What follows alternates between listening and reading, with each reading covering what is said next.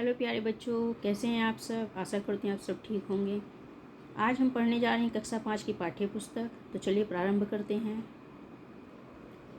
इसमें पढ़ेंगे हम पाठ 1 वर्णमाला। तो कल हमने स्वर पढ़े थे, तो आज हम पढ़ेंगे व्यंजन वर्ण। तो चलिए प्रारंभ करते हैं। यदि अभी तक आपने इस चैनल को सब्सक्राइब नहीं किया है तो कृपया करके कर लीजिए, ताकि लगातार आपको संस्कृत के पाठ मिलते रहें। तो आज हम अध्ययन करेंगे व्यंजन का। तो वर्णमाला में 2 प्रकार के वर्ण होते हैं, पहले होते हैं स्वर और दूसरे होते हैं व्यंजन। तो स्वर का हम अध्ययन कर चुके हैं, आज हम करेंगे व्यंजन वर्ण का। तो चलिए प्रारंभ करते हैं। तो व्यंजन वर्ण में अलग अलग वर्ग होते हैं, जैसे क वर्ग, च वर्ग, ट वर्ग, त वर्ग, प वर्ग। तो देखिए आज हम करेंगे क वर्ग का अध्ययन, उसके बाद सभी व्यंजन का।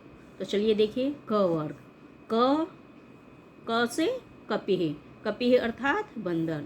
ख से खरह, खरह अर्थात गधा।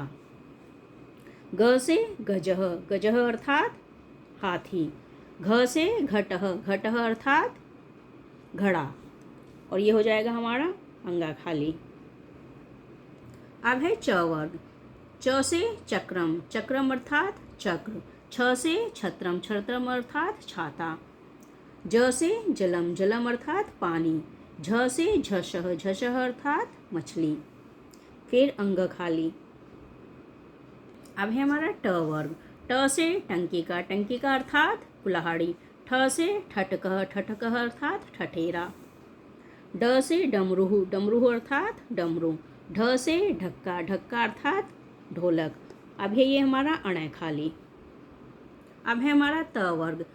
त से तक्षकह, तक्षकह अर्थात बढ़ई। थ से थह, थह अर्थात पहाड़। द से दर्पणः, दर्पण अर्थात सीसा। ध से धनुः, धनुः अर्थात धनुष। न से नगरम, नगरम अर्थात शहर। अब है हमारा प वर्ग। प से पक्षिणः, पक्षिणः अर्थात पक्षी। फ से फलम, फलम अर्थात फल। ब से बकह, बकह अर्थात बगला। भ से भट, भट अर्थात क्षत्रिय। म से मयूरः, मयूरः अर्थात मोर। अब है हमारे अंतस्थ वर्ण। अंतस्थ वर्ण इनको इसलिए कहा जाता है क्योंकि इनका जो उच्चारण स्थान होता है वो गले के अंदर की तरफ होता है, इसलिए इनको अंतस्थ वर्ण कहते हैं। य से यति, यति अर्थात ऋषि। र से रथः, रथः अर्थात रथ। ल से लक्ष्मी, लक्ष्मी अर्थात लक्ष्मी माता। व से वटः, वटः अर्थात बरगद। अब है ऊष्म वर्ण। तो ऊष्म वर्ण का मतलब होता है जिनको बोलते समय हमारे मुख से ऊष्मा उत्पन्न होती है, तो उन्हीं को हम कहते हैं ऊष्म वर्ण। ऊष्म यानी कि गर्मी, ऊष्मा यानी कि गर्मी। श से शरह, शरह अर्थात तीर। स से षटकोण, षटकोण अर्थात जिसके 6 कोण होते हैं। स से सरस्वती, सरस्वती अर्थात सरस्वती जी माता। ह से हनुमान, हनुमान अर्थात हनुमान जी। अब है हमारे संयुक्त व्यंजन। तो इनको संयुक्त व्यंजन क्यों कहा जाता है, क्योंकि ये 2 व्यंजनों से मिलके बनते हैं, तो इसलिए इनको कहते हैं हम संयुक्त व्यंजन। छ से क्षत्रिय, क्षत्रिय अर्थात क्षत्रिय। त्र से त्रयी, त्रयी अर्थात 3 वेद। ऋग्वेद, सामवेद, अथर्ववेद। 4 वेद होते हैं लेकिन यहाँ पर 3 दिए गए हैं। य से ज्ञप्ति, ज्ञप्ति अर्थात जब हम किसी को सूचना देते हैं तो उसका विषय में। त्र से श्रमिक, श्रमिक अर्थात श्रमिक जो श्रम करता है।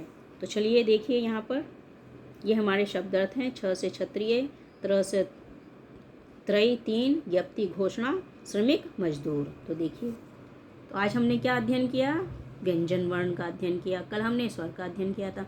आशा करती हूँ ये पाठ आपको अच्छे समझ में आ गया होगा। यदि समझ में आए तो चैनल को सब्सक्राइब कीजिए, लाइक और शेयर कीजिए, ताकि लगातार आपको संस्कृत के ऐसे ही पाठ मिलते रहें। और thanks for watching this video.